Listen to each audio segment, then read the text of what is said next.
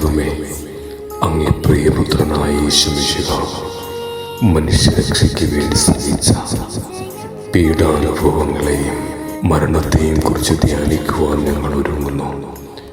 ഈ വിശുദ്ധ കർമ്മത്തിൽ ഭക്തിപൂർവ്വം സംബന്ധിക്കുവാൻ ഞങ്ങളെ സഹായിക്കണമേ.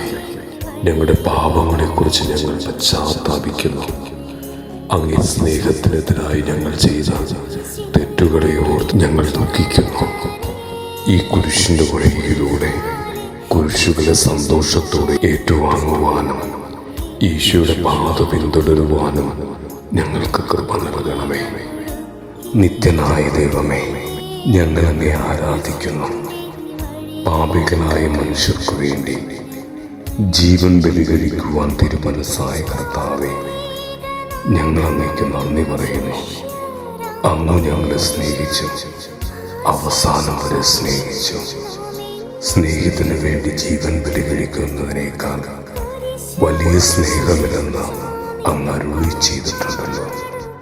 പീലാത്തോസിന്റെ ഭവനം മുതൽ ഗാഗുൽത്ത വരെ കുരിശും പൊഴിച്ചുകൊണ്ടുള്ള അവസാന യാത്ര അങ്ങേ സ്നേഹത്തിന്റെ ഏറ്റവും മഹത്തായ പ്രകടനമായിരുന്നു. കണ്ണീരിന്റെയും രക്തത്തിന്റെയും ആ വഴിയിൽ കൂടി വ്യാകുല മാതാവിന്റെ പിന്നാലെ ഒരു തീർത്ഥയാത്രയായി ഞങ്ങളും അങ്ങേ അനുഗമിക്കുന്നു.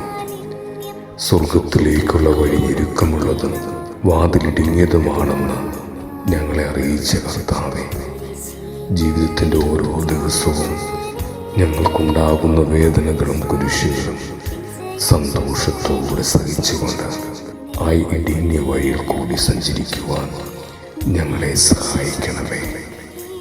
ധ്യാന ചിന്ത. കുരിശ് സ്നേഹത്തിൻ്റെ അടയാളമാണ്. കുരിശ് വെറുമൊരു ശിക്ഷാവിധിയല്ല, മറിച്ച് ലോകം കണ്ടതിൽ വെച്ച് ഏറ്റവും വലിയ സ്നേഹത്തിൻ്റെ പ്രഖ്യാപനമാണ്. തന്നെ സ്നേഹിച്ചവർക്ക് വേണ്ടി ജീവൻ ബലികഴിക്കുന്നതിനേക്കാൾ വലിയ സ്നേഹമില്ലെന്ന് ഈശോ തൻ്റെ ജീവിതത്തിലൂടെ കാണിച്ചു തന്നു. നമ്മുടെ ഓരോരുത്തരുടെയും ജീവിതത്തിൽ കുരിശുകളുണ്ട്.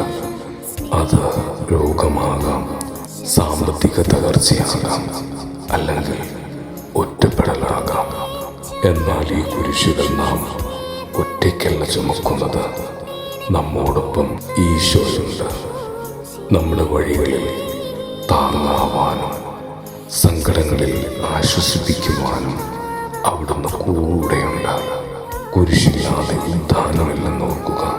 ഓരോ കഷ്ടപ്പാടിനും അപ്പുറത്ത് ദൈവത്തിൻ്റെ മഹത്വം നമ്മെ കാത്തിരിക്കുന്നു. കർത്താവെ അനുഗ്രഹിക്കണമേ. പരിശുദ്ധ ദേവമാതാവേ, ക്രൂശിതനായ കർത്താവിൻ്റെ തിരുമുറിവുകൾ ഞങ്ങളുടെ ഹൃദയത്തിൽ പതിപ്പിച്ചുറപ്പിക്കണമേ. ആമേൻ.